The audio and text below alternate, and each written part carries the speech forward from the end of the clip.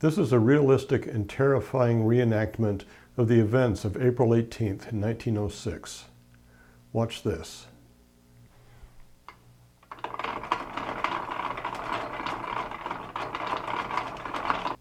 Now, wasn't that scary? Let's start with the box. The sides of the plywood box are glued and doweled to the bottom to form a solid structure.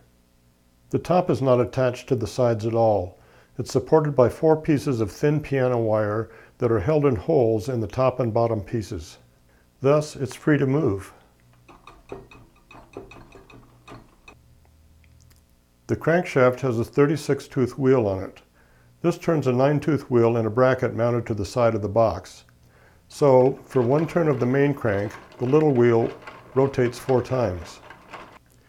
On the top end of the little wheel's shaft is a crank that's attached to one end of an arm. The other end is screwed to the floor so that, when the handle is turned, the arm vibrates the floor above.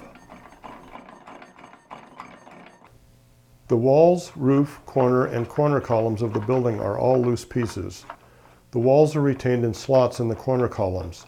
The balls on the roof are attached to wires that go through the corners and through the base, where they're retained on the underside by little soldered-on plates. There's a little slop in these as well. The lamp pole is constructed the same way, with a wire connected to the light that goes down through the column and the floor so it's free to flop around.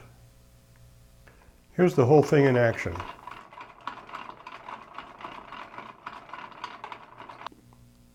Now here's an odd bit of synchronicity that's absolutely true. I knew that the San Francisco earthquake had occurred in 1906, but I didn't know the date, so I looked it up for this video. It was April 18th. When I happened to look at the bottom of my automaton, I discovered that I had completed it on exactly the same date, 91 years later. And it took me 22 years to discover this.